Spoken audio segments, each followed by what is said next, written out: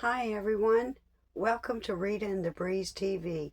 I'm glad you're here. This is not an easy video for me to make.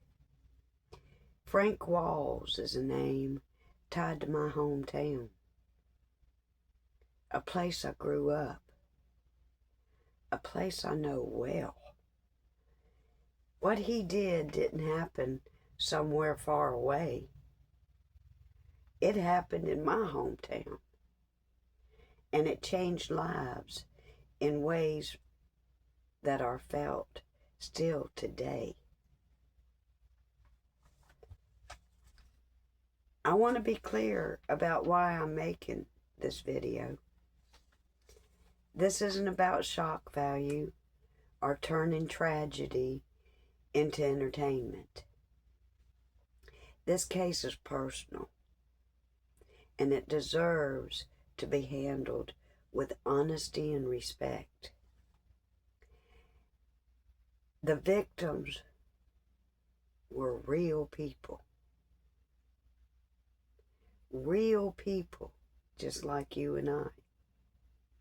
And their stories matter more than the name of the man who committed these crimes. What you are about to see lays out the facts of what happened. Some of it is difficult to watch, but understanding the truth is important, especially when a family carries the weight of loss for years or the rest of their lives. I'm going to step back now and let the details speak for themselves. Viewer discretion is advised. I want to give credit to True Crime Today on TikTok for this mini documentary. They did a good job on it, and I want to give them credit. If you get a chance and are on TikTok, follow them. This is the case of Frank Walls.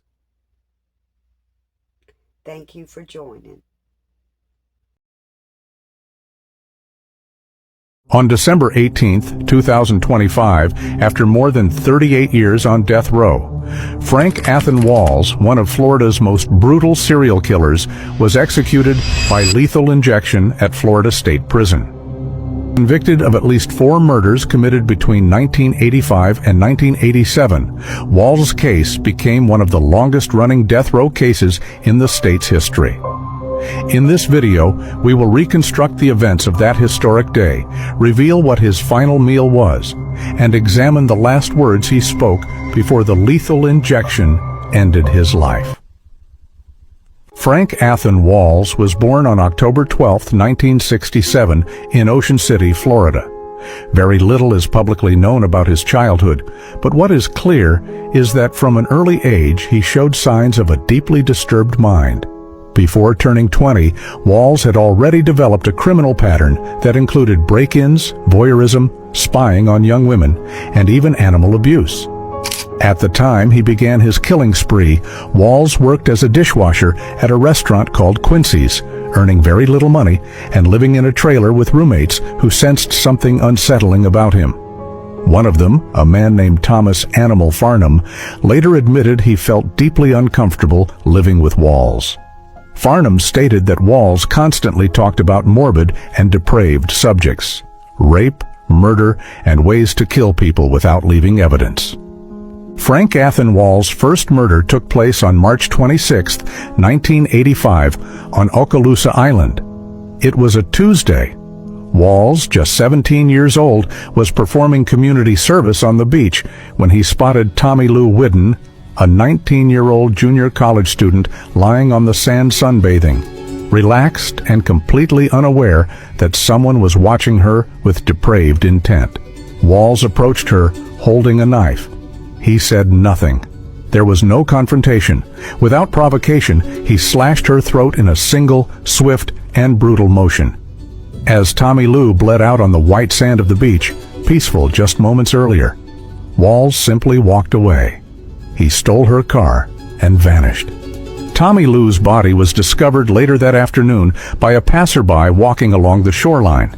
Her vehicle was found the following day, abandoned behind a random building, discarded as if it were worthless trash. 18 months later, Walls struck again. On September 16, 1986, in Wright, Florida, the violence escalated dramatically. His victim was 24-year-old Cynthia Sue Condra. Unlike the single fatal cut inflicted on Tommy Lou, Walls unleashed uncontrolled rage. He stabbed Cynthia Sue 21 times in a savage frenzy that suggested not only an intent to kill, but to destroy, to humiliate, and to exert absolute power over his victim.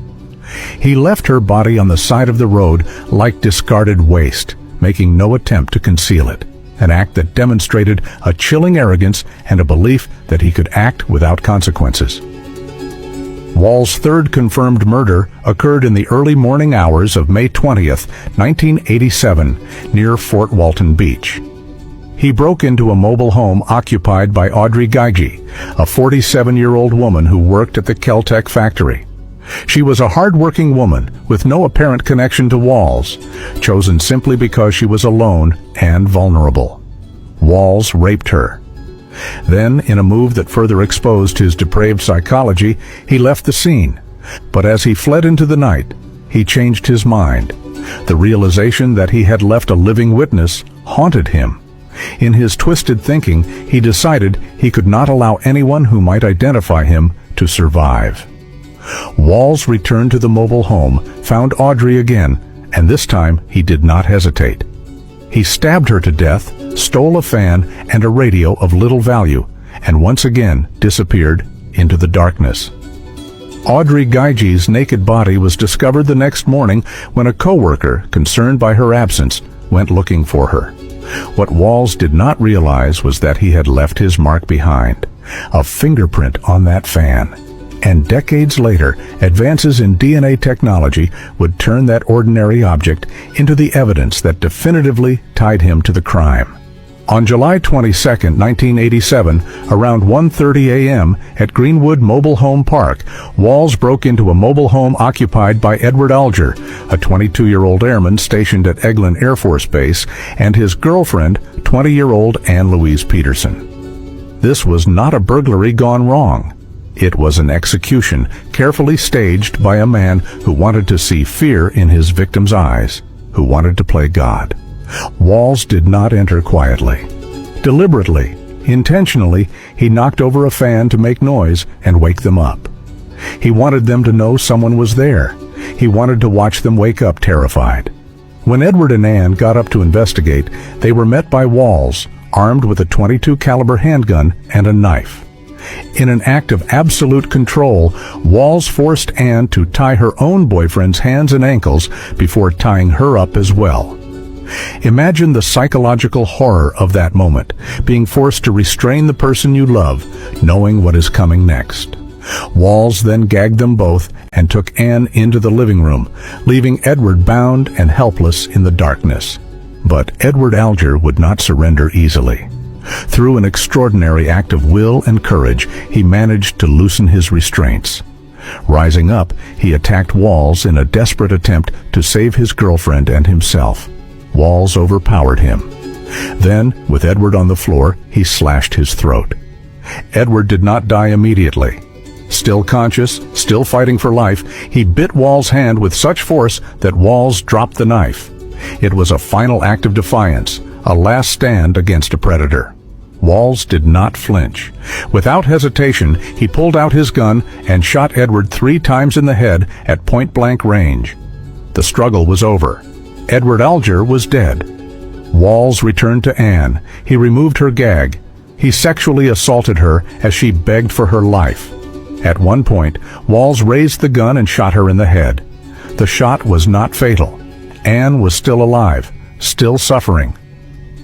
Walls then took a pillow, placed it over her face so he would not have to watch her die, and shot her again, this time executing her. He stole $200, a worn leather wallet, and another fan. As if material objects mattered, as if money meant anything after what he had just done. Walls was arrested less than 24 hours after the bodies of Edward and Ann were discovered. His roommate, John Early, noticed his strange behavior and the stolen items inside the trailer and contacted police. A search of the residence uncovered an arsenal of depravity: knives, ice picks, .22 caliber handguns, pornography, thumbtacks, and one especially damning piece of evidence: bloodstained jeans. Literal walls of domestic crime waiting to be uncovered. In July 1988, a jury of 12 was selected for trial. Prosecutors sought the death penalty. The trial was brief. After just 6 days, Walls was found guilty of 2 counts of first-degree murder. On August 25, 1988, he was sentenced to death for the murder of Ann Peterson and to life in prison, with the possibility of parole after 25 years for the murder of Edward Alger. However, the conviction was overturned in 1989. A new trial was held in 1992, where Walls was once again sentenced to death with identical penalties. But while Walls sat on death row, investigators did not forget. They continued connecting cases. In 1994, less than a year after his second trial, DNA evidence definitively linked him to the murder of Audrey Geige. A fingerprint on a fan